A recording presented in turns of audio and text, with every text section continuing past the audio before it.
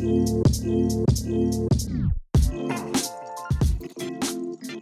everyone, welcome back to another episode of Stuttering in Silence. My name is Matthew, and this is Gavin. Hi. Say hi, Gavin. Hi. I am one half of Stuttering in Silence. As you saw, the other half is here, and we are going to be staying true to our next couple weeks to do mental disorders. Gavin's going to take it away in a short bit, but hopefully you guys have enjoyed the last couple weeks and stuff in the last month. We did movies and stuff, and now we're on to mental illnesses. So yeah, hopefully you guys enjoy. I'm going to hand it off to Gavin now to bring us into our to the one that he's doing. Hey. I hate you, dude. Sorry, I zoned out there. Yeah. Do I bore you that much? No. Oh. No. I switched the camera. No, you didn't. It's No, on you. It's literally on you right it's now. fine. We're fine. Yeah, so to echo a little bit, be an echo chamber here a little bit. Yeah, I hope everyone has been enjoying the last few episodes that we've done. We've done we put a bunch of work into these as usual, but you know, I feel like we put some extra work into these, especially going into mental health disorders and things along those lines, because they actually, as opposed to just movies and stuff, they actually affect millions of people day to day. So, but with that being said, the disorder that I wanted to cover today is called histrionic personality disorder. Ooh, this one I have not heard of. You may not have heard of it, but I guarantee you know people that suffer from it, just same as I do, and we've been surrounded by it our entire life. So I'm just going to describe what it is here. So, histrionic personality disorder, or otherwise known as HPD, is defined by the American Psychiatric Association as a personality disorder characterized by a pattern of excessive attention-seeking behaviors, usually beginning in early adulthood, including inappropriate seduction or an excessive desire for approval. People diagnosed with the disorder are said to be lively, dramatic, vivacious, enthusiastic, extroverted, and flirtatious. HPD lies in the dramatic cluster of personality disorders, also known as the cluster B. People with HPD have a high desire for attention, making loud and inappropriate appearances, exaggerate their behaviors and emotions, and crave stimulation. They very often exhibit pervasive and persistent sexually provocative behavior, express strong emotions with an impressionistic style, and can be easily influenced by others. Associated features include egocentrism, self-indulgence, continuous longing for appreciation, and persistent manipulative behavior to achieve their own wants. Wow, that's sounds like a lot of people we know. Sounds like me. Did you just self-diagnose yourself? What? No. Yeah, no. For this kind of thing, we know a bunch of people that I know a bunch of people, especially growing through school, that would do this kind of thing often. And the one of the questions that I have is, so it says it's being dramatic and vivacious, enthusiastic and extroverted and flirtatious. But I wonder if being violent would be something like, could you classify it under this as well? Violent as in like verbal violence or like physical violence? Both. I would say, because the reason why I say this, because when I was in middle school, there was a lot of people that I knew that they became known for fighting or for being not really a class clown, but just more rough around the edges, and that's where it was rooted, was in middle school, and that's became like a pillar of their character for a while. And so I wonder, and they got a lot of friends and stuff because of it. So, you know, it's like, oh, there goes that guy. He was a fighter. He fought in Mrs. Whatever's class. Yeah, and, you know. yeah. So I wonder if that could be something, a part of it as well. So for signs and symptoms here, it says people diagnosed with HPD may be dramatic. They often fail to see their own personal situation realistically, instead dramatizing and exaggerating their difficulties. Patients with this disorder can have rapidly shifting emotions and a decreased ability to recognize the emotions of others. Their emotions may appear superficial or exaggerated to others, This disorder is associated with extroversion, a lower tolerance for frustration or delayed gratification, and openness to new experiences. People with HPD may have little self-doubt and often appear egocentric. Wow. So I wonder I wonder if this is becoming more of a thing. If people are getting diagnosed more, especially nowadays. So, is that more regards to like egos and things like that, or more regards to just like their attention spans dwindling down? Well, I think it's a little bit of both. So, I think it's in the frame of light that you would consider to have like someone being like having this disorder. I think it affects a lot of people because a lot of people have these kind of signs, but necessarily they may have it, they may not, they might just be exhibiting some of the symptoms of it. But because I know for myself, my attention span has decreased dramatically over the Yeah, past I couple felt that. years, and large in part to things like TikTok and Instagram moving over to TikTok's videos been and a big stuff. thing, dude. They're saying a lot of people like there are kids. I think you might have brought this up to me, or someone else might have. But there are kids that are actually seeking medical treatment for their brains. Yep. Yeah, because it's like an actual like brain rot situation. No, literally, like they have to be stimulated at all times, or else they don't know what to do. And the problem is, we're seeing the repercussions of having your kid hold an iPad at 2 years old because you want them to stop crying. You know? That's wild to me because I see it at the restaurant all the time where it's like these families come in Mm. and they're being rowdy or whatever it is, and then it's like, well, how do you get them to not be rowdy? Keep them stimulated. Right. So as that's happening, they don't want to cause a problem. They don't want the restaurant to like look at them weird, and they hand them an iPad or their phone, Uh-huh. and it's one of those things where you look at it and you're like, is this where we were as kids? Because I mean, I'm in a different position because I have siblings. So when we would go out, you talk to your siblings, you just kind of you draw and play around. Because when I was younger, you had like those like placemats, and Yeah. they'd have like The crayons? the crayons exactly. Oh no, go ahead. Oh, I was just gonna say it's definitely been a weird seeing it because now like there's iPads, like actual iPads. And I know you've seen it. Oh yeah. And these kids are staring at them, and they have all the little nooks and crannies on them. They have like the protective out layer. They have little stands on them, and it's like some of them have like little charging ports on the back of them so they don't die. Yeah. And it's like, wow, Yeah. this is where we're at now. No, I remember back in the day when. Do you remember back in like the early 2000s when cars started, like the minivans started having the DVD players in the back? Mm-hmm. Yeah, I remember when those were coming out, and I remember being like, man, I wish like we had one of those. That'd be so cool. I could watch like Yep. Lion King while I'm going to school or whatever. And I remember when my cousins were growing up, especially one of my younger cousins, it was one of those things where he was really into watching things, watching YouTube, watching TV, things along those lines. And even if you're out to dinner, you if you sit at a restaurant long enough, you will see a family come in, that mom, dad, whatever, and then you see one of the kids just a face in iPad.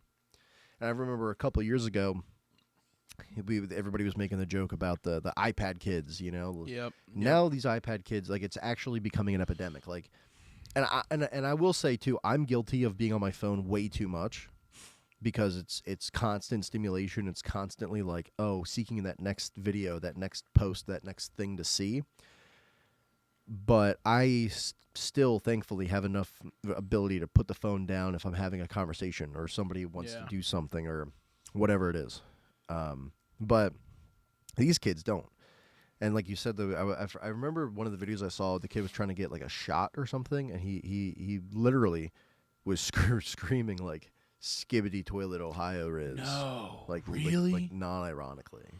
Mm. So, and then there was actually like people are trying to investigate these YouTubers that are posting these like child friendly content where it's like the skibbity toilets or the whatever it is that they're going for now. Yeah. And they're like pumping it out more and more and more, and that's all these kids are watching, and so it's actually deteriorating how they interact. Yeah, because they're not gaining anything from it. They're watching like mindless videos, like brain rot. Brain rot, literally. Because I remember when Literally. What'd you say? Literally. That's not what you said. It's literally what I said. No, literally. Literally. Anyways, I remember because my runners are young, and I remember watching like the defog boom with the actual skibbity toilet, and it was like an actual cool thing to watch. Was it ever a cool thing to watch? Okay, maybe not a cool thing to watch, but it was one of those things where it was like you had to pay attention. It was like a mini episodes of a horror situation, kind of like a dystopian thing, and it was an actual series, and it was kind of like it was like an interesting thing to kind of watch and like keep your mind off of things, but like you had to pay attention to it, and there's no words or anything. It was all like interpretation of body language and how the toilets are gonna be killing people, and like how like they literally were like doing like thumbs up or whatever it is, and like that's how you knew it was good or bad or whatever was going on. Mm-hmm. But now it's a meme and it's a joke, and these kids don't understand it. Okay. And I don't know, if I ever have a kid, no iPads at the table. You're going to sit, and you're going to be forced to converse with your parents. Stare at me. Well, no, I think it's healthy though, because you need to have some kind of interaction with people on a day-to-day basis. You can't just be stuck in your video games or your streams or videos or whatever it is. Because I was on that boat.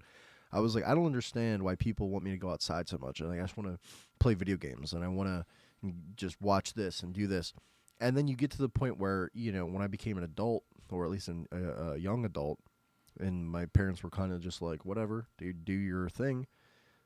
It got like lonely. Like I was like, oh yeah, I feel like a piece of shit because I've done nothing with my time all day. Like I haven't gone out. I haven't done my errands. I haven't cleaned my room. I haven't done these things that I need to do to be a productive adult. And but I got Master Prestige on Call of Duty. I remember those days. So, but no, for this disorder, it's one of those things where I've experienced doing these things, not necessarily the dramaticness, but more so just like seeking approval from others. It's actually where a lot of things that I did and still do are rooted in. Like I found out that I could eat really quickly, so then when people started noticing, it was like, wow, yeah, this is a good feeling. Like I can do something no one else can, or no one else around me Except can. me, I can beat you in that. Of course. And then, the more people were like, wow, you eat really fast. I can't eat that fast. And then you have the people that are like, I can beat you. And then you beat them, and it's like dopamine. You're like, oh, yeah. So that's how it started. Yeah. And then that eventually evolved into beer. It's like, oh, I can chug faster than you.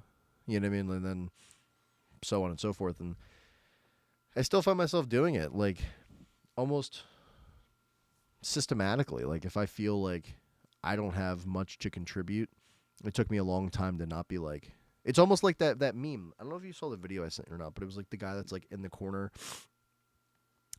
and he's like, and like everyone's talking. He like leans in. He goes, "Oh, I can." She's like, "Let's chug a beer," and then like chugs it and like gets like halfway through and chokes, and everyone's just kind of looking at him. And he's like, "Whoa, wild times," like it wasn't ever that bad, but it was to the point where it was like I hated the feeling of feeling like nobody valued what I was contributing to the environment we were in. Sure, I'm guilty of that too. Like we go to a party, and you and I both do it. Yeah. Yo, bro, got a full beer there. Yeah. And then well, that's different. Oh, it's not the no, same that's different. If I go over to you at a party and I'm like, "Yo, dude, you're babysitting the beer," and I want to chug, that's because I want to get drunk, and I want my friends to get drunk with me. I'm talking about like. We'll be all right. So let's say I go to dinner and it's you and Sky and Christine. In my head, I'll be like, all right, I enjoy the first like 2 bites, 3 bites of my meal, and then I'm enjoying the food, but it's also in my head that I got to finish the food. So it's like, boom, boom, boom, I finished the food, and everyone's like, whoa, you got done so quick. And then it's like, yeah, I did. You know what I mean? And it's like such Yeah. a dumb thing to No, like. I understand. And it's the same thing with beers and stuff like that. It's just all I was doing was seeking approval and things, especially on things that it doesn't matter. It doesn't matter. I can chug a beer in 4 seconds. I can eat a hot dog in 1. I can do whatever. People. It's a cool thing in the moment, like maybe, but it's not sustainable, and nobody's gonna care in 20 minutes. Nobody's gonna care in a day. Yeah. So, but that's what more I was talking about, the stuff that I do. Sure. No, that makes sense. I mean, I guess maybe I do it in the opposite way. Then I just want to beat you when I eat the food, so I can get the dopamine of like. Well, you do exhibit signs too. Of what signs? Like you exhibit the. It almost like it's like I don't know how to describe it. Like, let me preface what I'm about to say by saying this. When I was young, I would get so excited about something that I would act a different way for a little bit just to get that, like, you know what I mean? So, like, let's say I was excited because me and my boy are about to go meet up with some girls. I might get to the event and then be all, like, one way, like, all blah, blah, blah, and, like, try to shadow box and, like, trying to get that release out for the amount of excitement I'm feeling. And I'm trying to get it out. And I think, okay, maybe let's pretend to shadow box, or let's, be goofy or whatever. And then maybe they'll think I'm funny, or they'll impress them, or, you know what I mean? You exhibit those kind of signs in different ways. So, like, we'll be saying something. Somebody will come up and say something to you, and you don't like it, and then you start speaking Spanish. Oh. And to me, I'm like, I know what that is. Oh, I understand. I get it. Okay. I'm like, I know what that is. Oh. That's why I call you on it so much. Oh.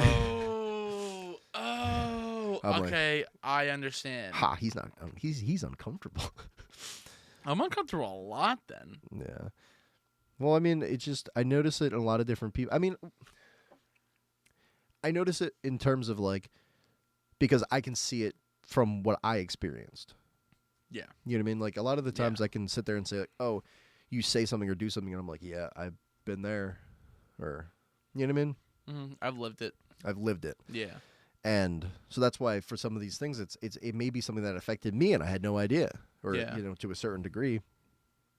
But I know it's just when I started reading about it, I was like, wow, this is like I can just think of people and like experiences that I've had where people are doing this constantly, and I'm like, oh, so that's what it's called.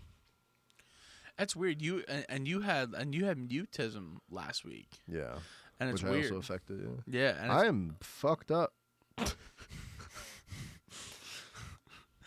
What if like a oh crap, here we go, Stuttering Sounds. Hey everyone. What if a psychologist listened to this podcast and just like these two dudes, especially that Gavin guy, get them some help. Hey, I just got a call. I don't know, dude. I just think things like that, dude. And what worries me is I think it's gonna get worse as a lot of these kids get older too, when it comes to like attention, their attention spans, the way that they're acting, the way that they view the world. Because I feel like sometimes, and I don't know if you're guilty of this too, but when I watch like a video, they always go like, "Yo, you're immersed in the video," you know.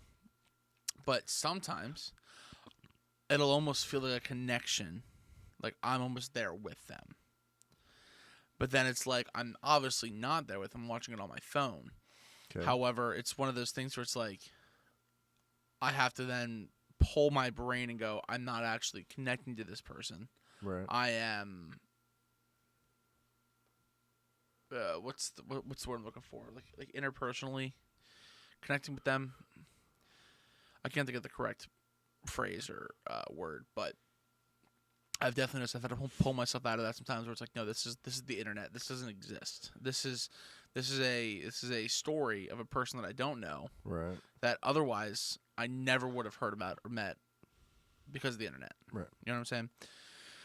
So that's what I worry about with like the kids and having like iPad kids, is like they're looking at like Mr. Beast, and they feel like they're there because that's the whole point of the video. Right. And then they have to pull themselves from it and go, hey, I'm in reality now. I'm at a Texas Roadhouse. But it's not as exciting in the Texas Roadhouse as it is watching some guy every day making $10K being locked in a room for days on end. Right. You know? So those are some of those things. And then you have like the kids being so blasphemous, and they're just like, oh my gosh, and screaming and this and this and that, acting out in school. And honestly, the internet would be like inducing that mental disorder. I would say, yeah, it's definitely a contributor. I think it's something that people are using, just fueling this introverted reality. But I think it was always kind of a thing. I mean, you remember when we were in middle school, elementary school, high school, there was people that just wanted to read books all the time. Yeah. You know, just wanted still to. people like that. Yeah, I mean, they didn't want to talk to anybody. They just wanted to read their books and so on and so forth. So I don't think it's like a necessarily new thing, but it is definitely becoming worse. It's becoming like heightened, accelerated by like TikTok, by just the internet in general. And that's one of the reasons why I think the internet is very dangerous, for obviously a multitude of reasons there, but just having the access to the internet as a kid is extremely dangerous. Because I remember, especially the stuff that we found. Exactly. Like you could be searching up random things, and all of a sudden you stumble upon something you really shouldn't be looking at, and it could like traumatize you. It could mess you up for life. Yeah. But you could also be. It also becomes like a dependent like need to like feed on it, right? Like you almost can't function without it at a certain point. And like imagine we're out somewhere and you're like, oh, let's go to this place. I'm like, sure, pull up the directions, and we don't have GPS. Right? Hey, what is this restaurant? Is it good? I don't know. Let me look up the other reviews. No internet. It fundamentally changes how you view things. Because like if I were to say to you, hey man, like 10 years ago, hey man, you want to go hit up this restaurant? Yeah, what kind of food does it have? It's got like burgers and stuff. All right, cool, let's go. But now it's like, well, how many reviews does it have? When is it most busy? Yeah. How do I get there? And there's actual statistics on that shit. Yeah. It's like, come at 4 o'clock, you're fine, but come at 5:30, you're screwed. Yeah. Do you think you could make it? Do you think you can get to Cincinnati with directions, not GPS? Yeah. Okay. I'm pretty good with directions, but because I was taught it at a young age. Yeah. But it would take so much more brain power. I was thinking the same thing, because I was like, because I didn't know if you were gonna do like the onverse, because I was like, all right, well, I think he could, but I also know, take the one day we were coming from, well, I think it was the baseball game. Yeah. And I looked at my phone real quick, and I saw it was like 12 miles, and then I went, turn my brain off. Yeah. And you went, I know what you're doing. Yeah. Because you don't have to really be there. No, you don't have to be there. You It's just all have to about- facilitate the driving and don't die. Yeah. And then you're good. Because I remember like in Colorado, it would be like 100 miles nonstop. And I would just kind of like check it and see how far. But I would like, my brain is not actually working. It's just driving. Yeah. Well, yeah, I mean, that's what a lot of people do, especially on long drives. But I do it a lot where I'm so comfortable with what I'm doing that my brain doesn't register it as like a task anymore. It's just something happening. But it's dangerous. But I just try to think of a world where like, what are things that I might use the internet for that I don't need to? Yeah. You know. But anyway, that's a whole separate tangent. I want to finish up here on mine, and then we can get to yours. So it says, bringing it back here for histrionic personality disorder. It says research also has shown that those with histrionic personality disorder have a greater desire for social approval and reassurance and will constantly seek it out, making those with HPD more vulnerable to social media attention. People with this disorder often display excessive sensitivity to criticism or disapproval. They will work hard to get others to pay attention to them, possibly as a method of testing the stability of relationships. So that is a big thing I can attest to for people that I've been with or people that I've seen get together. It's like with little attention, things start to crumble in like relationships and friendships. Yeah. It's like, hey man, you haven't called me in a couple days and feeling really hurt about it. And Yep. you know what I mean? And Yep. now it's like, all right, dude, sorry, I've been working all week. Yeah, well, me too. It's like, why didn't you call me? And then it's like, hey man, you didn't. I posted to Snapchat and you didn't ask me about it. It's like, well, I'm 30. Yo, there's people that still do that though. I know. Yo, you didn't like my post. Oh my god, bro. Like, get off my case, bro. That would be the quickest way for me to stop talking to you. If you ever were like, dude, you didn't like my latest Instagram post. Are we good? I would just block your number. Really? That'd be it. Yeah, I don't. When was the last time I even posted on? I don't even know the last time I It posted. doesn't matter. But as for the causes here, it says little research has been done to find the evidence of what causes histrionic personality disorder.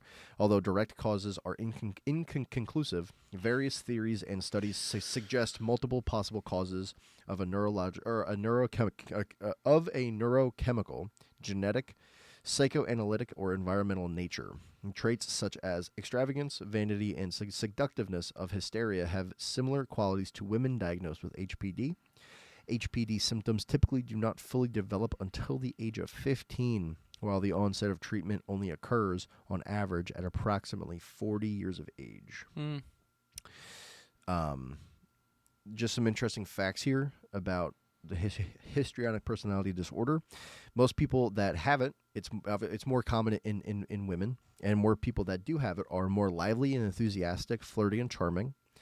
They need attention, and they become or can form a depressive state when they do not receive it. They wear inappropriately sexy or over-the-top clothing to work or school to get attention. Interesting. Have rapidly changing emotions, which they express dramatically, and are easily influenced by others. So it does say it is more common in women, but I do know men that exhibit all of these. Oh, I'm sure. All these signs. Some ways to help or combat HPD is therapy. Therapy can help you learn to manage your disorder. Types of therapy include psychodynamic type shit, talk therapy, behavioral therapy, and interpersonal therapy. Medication or doctors may prescribe medications like antidepressants or anti-anxiety drugs to help treat symptoms. Mood stabilizers like lamotrigine. Sure. Carbamazepine. Yep. Sorry, I'm going to be in the same boat. I'm not going to keep going there. There's other ones. I'm not a doctor, so don't just look it up yourself. Self-care is another one, including getting enough sleep, practicing mindfulness, eating nutritious food, exercising regularly, maintaining a healthy weight, and avoiding drugs and alcohol.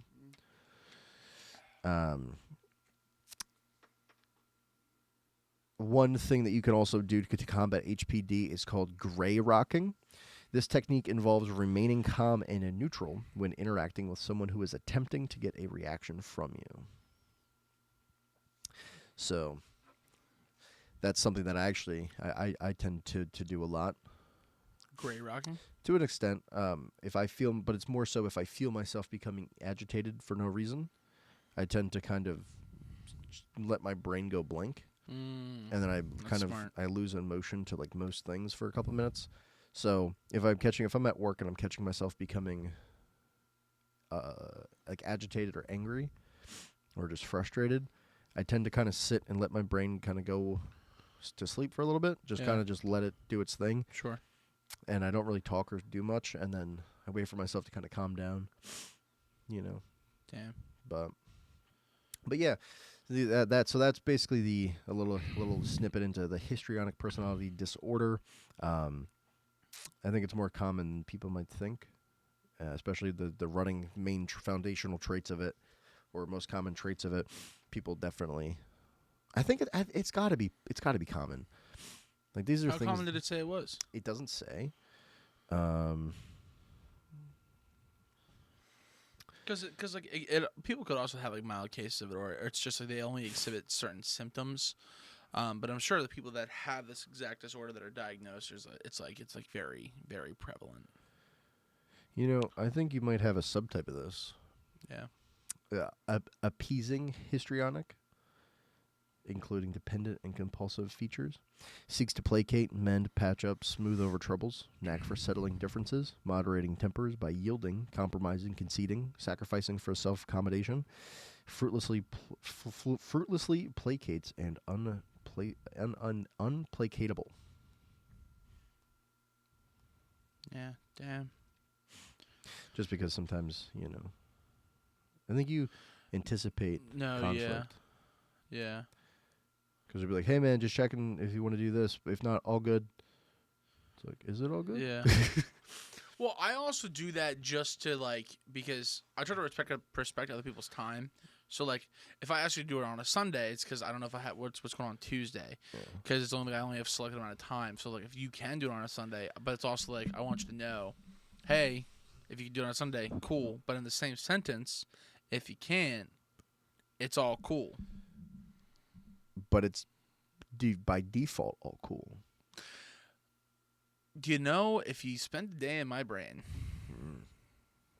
we should switch one day. It'd be like a vacation. When I get mad, I see red, bro. I black out. I can't contain the demon inside. Oh. There's a. That's exactly where my brain went. You don't want to see the other guy when he gets loose.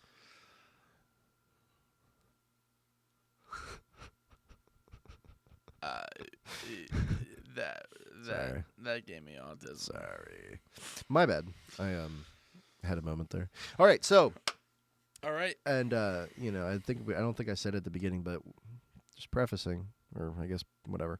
We're not doctors, so. No, we're not. We're not trying to give any medical advice. We're just trying to give some medical spread some knowledge about some different things. So. Anyway, take us away, sir, with your disorder of choice today. Take it away, Penny. All right. Gotta get back in the zone. Sorry, I was so focused on you, and I'm listening to all the things, and I'm like, man, am I fucked up in the head? That's what I was thinking when I was reading it. Yeah. So, mine's kind of it's ironic because it's less than a percentage of people that have it, especially in the United States. They estimate the range of this disorder, which I'll say in a second, to be 0.25% to 0.64%. So, but it's ironic because rarely anyone has it. Yeah. But it's one of the biggest ones. They made a couple movies about it, which we'll talk about.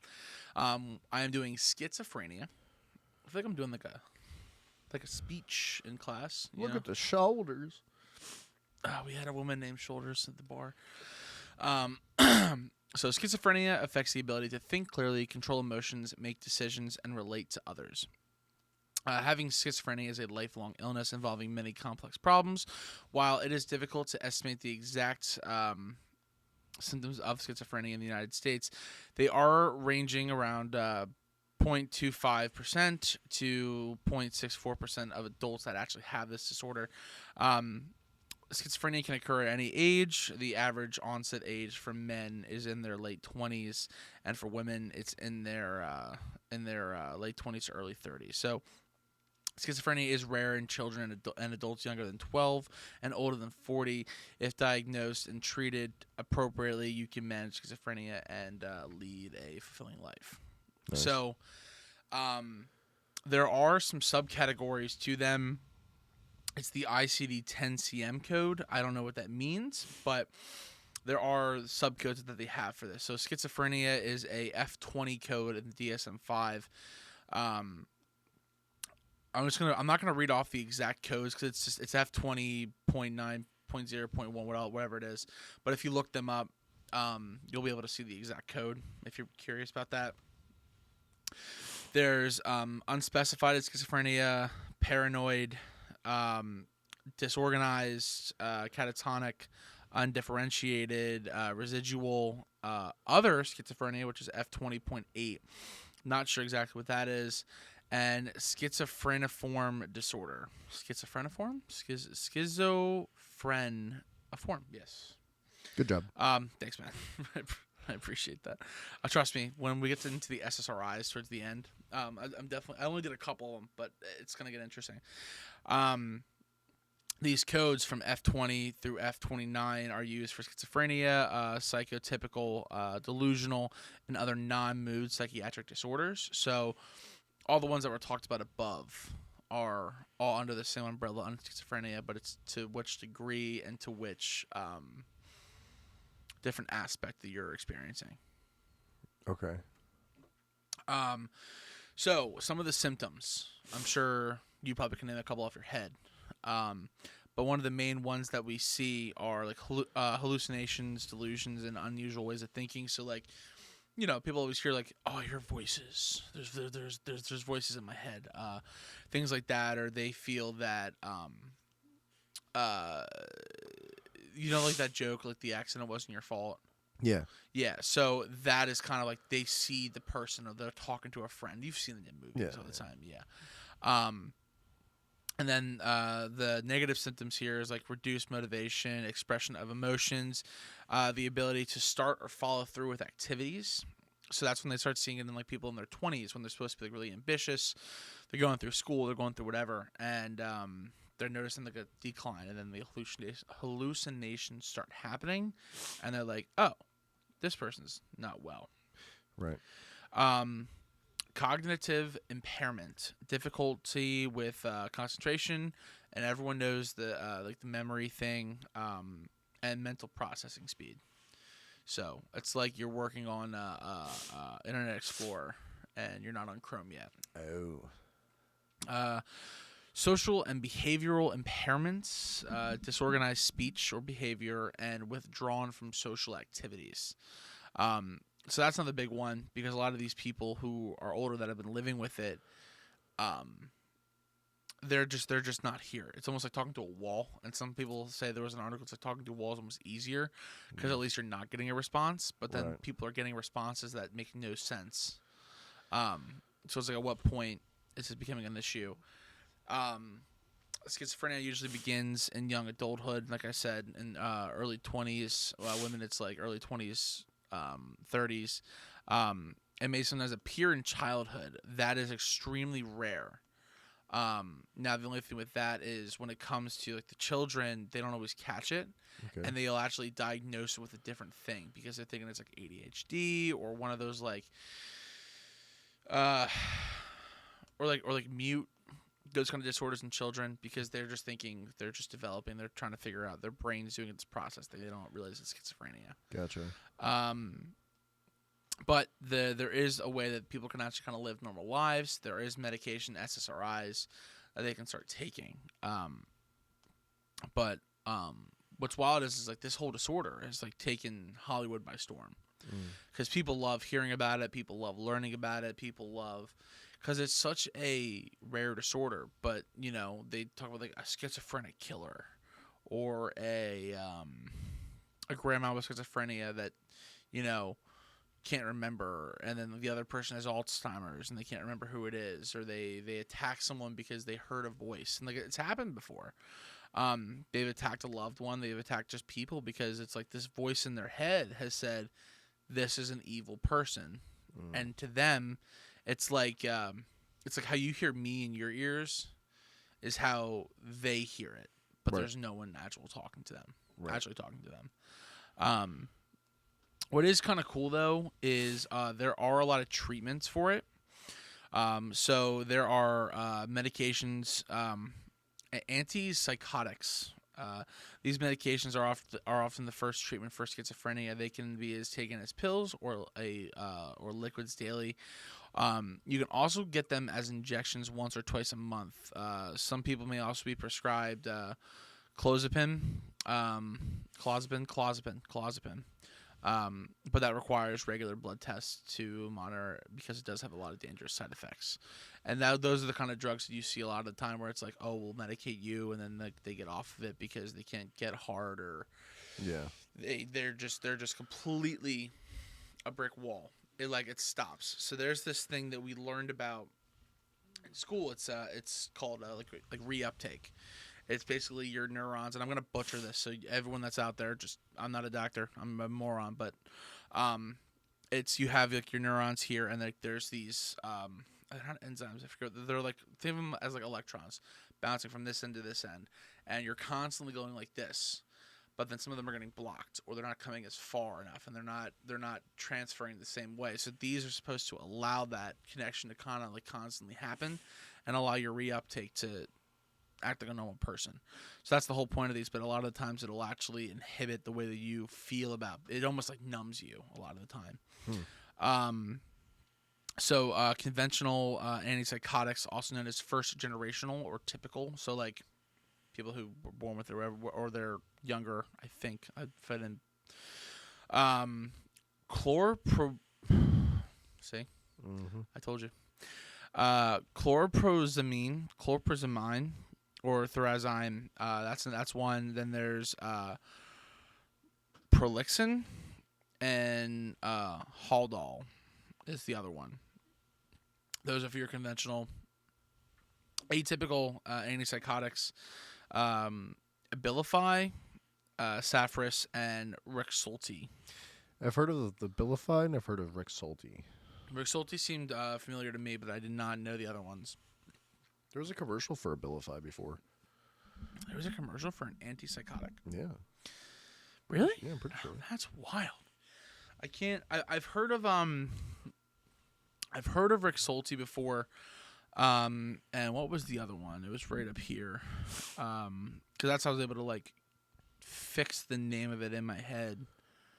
Clozapine, I've heard of. Yeah, I've heard of that one too. But it's the thing with this is like there was a time where people were like literally sticking like spikes in people's heads. Yep. Well, schizophrenia was one of the reasons you would get lobotomized, right? Yeah, it was one of the reasons. There was it's kind of ironic because there was a video I saw on Instagram the other day. I see it the other day, so it could have been in the past like 3 months. And I've seen it before where it's like lobotomies when there was like a popular thing, and it was like before, and like this person's like they're all crazy, they're like tweaking out, and then they get a lobotomy, and they're just like But some people actually, it almost kind of helped them. I'm sure there were a few cases like that that get showed in the video, but also could be propaganda. So take it with a grain of salt. But there was a lot of measures, and if you think about it too, no longer than 10 minutes from here is one of the biggest historical psychiatric wards of all time at Penhurst. Yeah. A lot of crazy stuff went on there, apparently. A lot of crazy stuff, a lot of bad stuff. There's even people in the area that used to work there. Yeah. I mean, they're old, but it's wild, and people now go there for Halloween. Well, it's one of the things that is a common, I don't know what you would call it, a common theme where you see like those paranormal activity shows go to different psychiatric wards, and they're like, oh, in 1948, this ward was for the psychotic unit, and this ward was for this. And then it's almost like it's almost like a given that every time they talk about it, they're going to talk about how there was some kind of mistreatment or misuse of personnel and medication or whatever it is. Yeah. So I wonder just how much that kind of thing went on. Maybe I'm too engulfed in a lot of that stuff.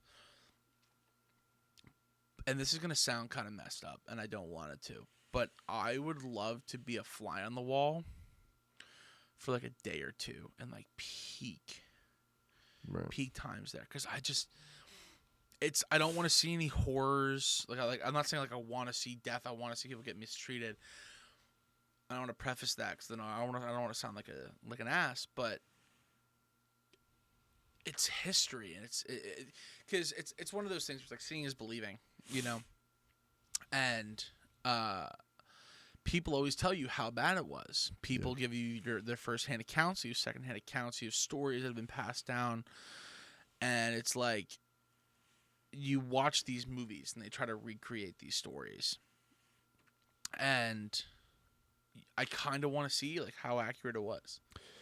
A good movie to watch for that kind of thing is A Bird Flew Over the Cuckoo's Nest. I've heard of it, yes. Very good movie. Nurse Ratched. It's one of the characters in the. Yeah, it's a very good movie. It's all about someone being in a insane asylum, and it's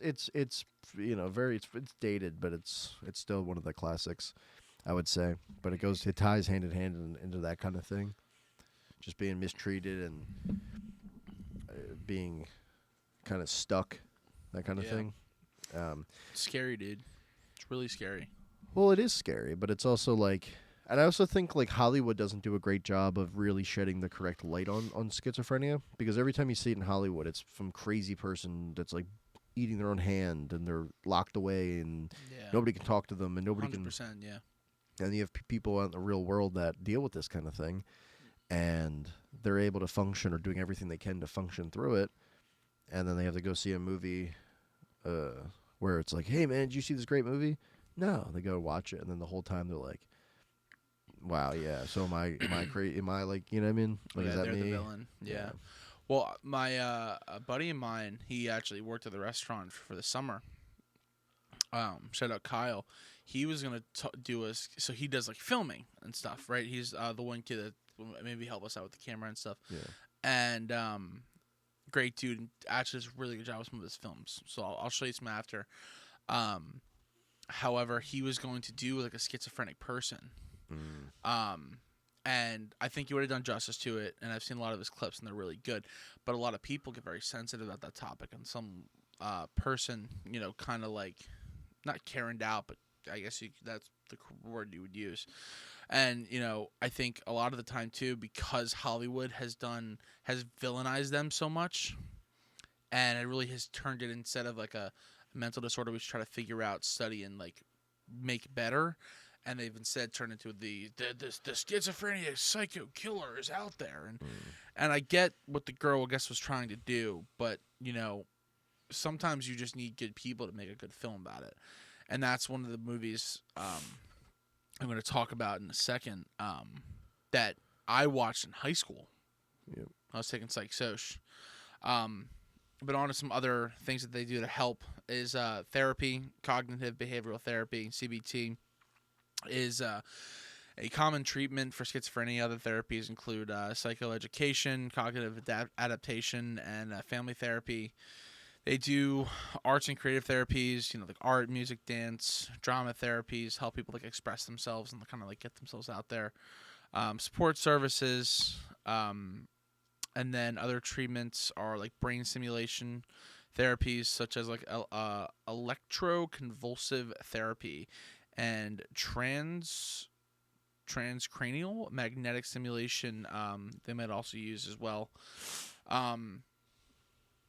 Many people do recover from schizophrenia, but symptoms may return from time to time. So it all depends on what's going on, what you're using, what doctor you have, and how severe it is. Right.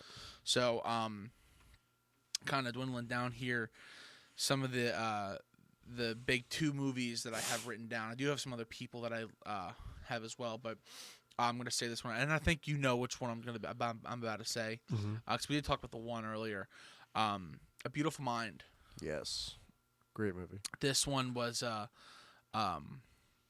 this is fantastic. This is the one I watched in high school. And I remember it was Miss Pupo's class. Shout out Miss Pupo. And I was taking psych soc. And we were learning about schizophrenia, and of course, everyone always talks about it. It's like number one thing everyone talks about, and the description here, it's based on a true story of prominent mathematician John Forbes. John Forbes Nash Jr., who seemed to be guaranteed a promising future when he won the international acclaim as a result of his pioneering work in the field. After he is recruited to assist in the military top-secret code-breaking duties, the high-pressure job takes a toll on him, and he begins to develop a mental illness. And then I'll just give you the IMDb's. Yeah. 8.2 out of 10. Lay it on me. Yeah. 8.2 out of 10. Okay. 74% Rotten Tomatoes. And that's it. Oh. Usually there's 3. Yeah, there was another one. I don't think when I wrote it down on the thingy, yeah, it came through. It says 72% of something. 72% Metacritic. So there's that. But this was amazing, especially when he starts cracking the code. And I remember when he was walking to the shed, and he's hearing all these voices, and like he was watching the hallucination of people, and then, he's like, oh, this code is a Russian. It's a Russian person sending this. And they're like, dude, no, like that never happened. Yeah. And he's having like actual days of him experiencing things, and then it's like, no, it never happened. That's insane. And one of the things with the medication, why a lot of people relapse in this stuff, because I don't know if you remember from that movie, is when he's like laying with his wife, and she wants to get all like physical and do adult things, spicy content. Shout out to their OnlyFans, JK. He doesn't. So he decides not to take the pills because he's getting better, and he's taking those psychedelics, those psychiatric medications, the SSRIs for him, and he just starts. Everything's coming back. He has control of his body again, but not his mind. Right. The other movie here that I have just to round this whole thing out is Shutter Island. Yes, another good one. Yeah. IMDb gave it a 8.2 out of 10. It was a 69% Rotten Tomatoes, and it was a 63%. That's so low. On Metacritic. On both Rotten and on. Well, I think Metacritic should just shut down, honestly. But Rotten Tomatoes, I was surprised about the amount because from what I've heard about the movie and the minute and a half long clips I pretty much watched the whole thing on TikTok. Mm-hmm. You know how it goes. Yeah. That's a great movie. It is a great movie, and like I love it. He goes, "I want to go, sir.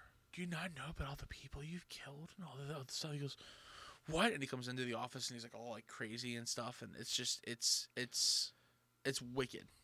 Well, yeah, I mean, it's one of those movies where you're watching it and you don't know what's going on the whole time, but things are happening that don't make sense, and then at the end is when the reveal happens, and you're like, oh. Same thing with like Inception too. I feel like it's like that twist where it's like, and honestly, Shutter Island actually has one of the best ending quotes to him, like for a movie of all time. Because the whole, if you're gonna watch it, Yes. okay, never mind. I can't spoil it. Yeah. But there's at the end of the movie, there's a quote that one of the characters does say that you're like, ah. And it kind of just wraps everything up into a nice little bow. So see, movies like that are awesome because when I was working on this upstairs, I was like, I really need to watch it because I was gonna watch it. I think on Tuesday. I keep seeing clips about it, and I'm like, that's usually how I ended up watching a lot of the shows that I've seen. Mm-hmm. But I've only heard good things about it. It had Mark Ruffalo in it. It had Leonardo DiCaprio as the main character. Ben Kingsley. Yep. So, and then just to completely round this out, some famous people. Vincent Van Gogh. Lionel Aldridge, the football player. John Nash. And you're going to find this one kind of interesting because I didn't know this until I was doing some research, obviously. Mary Todd Lincoln. Wow. Yeah, the first lady, Huh. 16th president. Isn't that crazy? That is actually pretty insane. It's wild. Yeah, I thought that was pretty interesting. I was going through.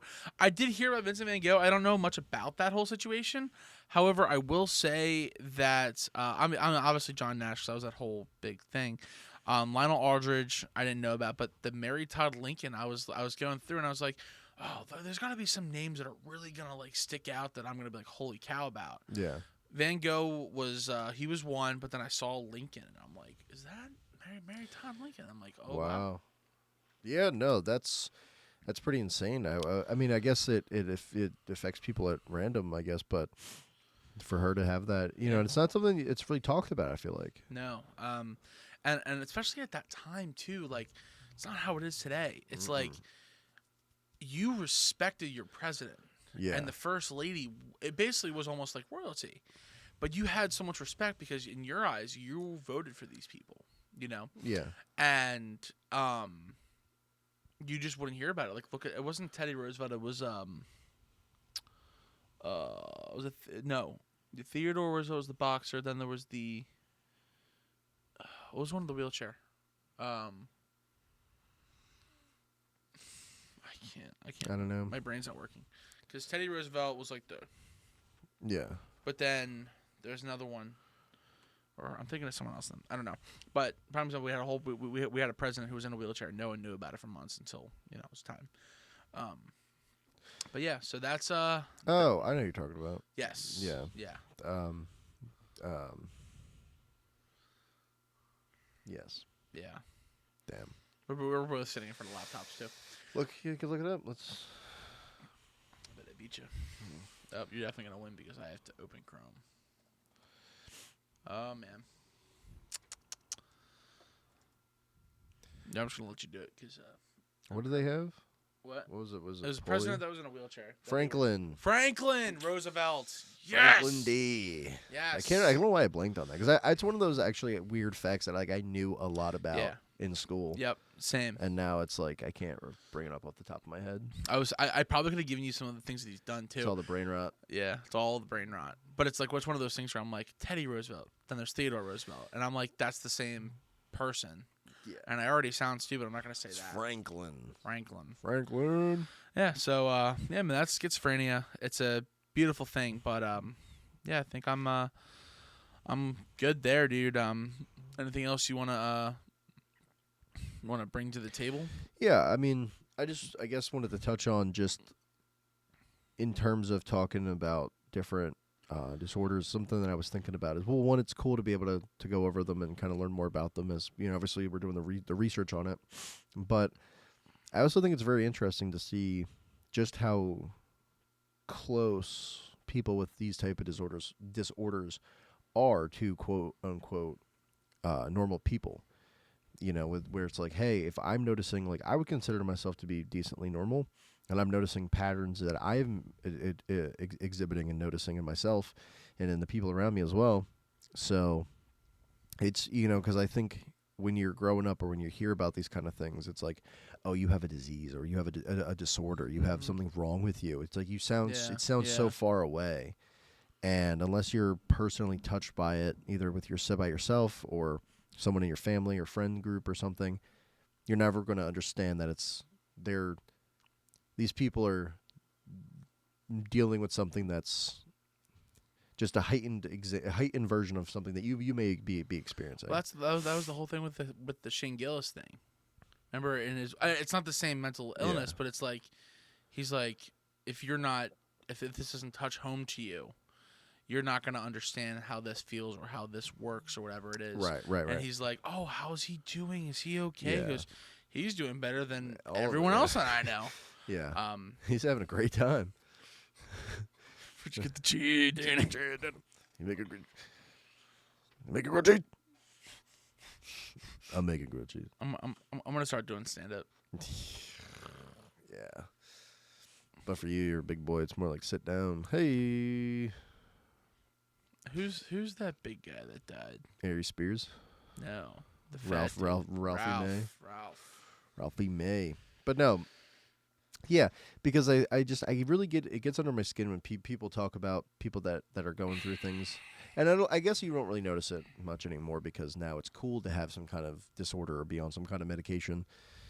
Do you remember when we were in high school and the people were like, or the girls were trying to, I have ADD, ADHD, and everybody wanted to be on like whatever drug, Adderall and whatever then we all else. in college were all doing Adderall.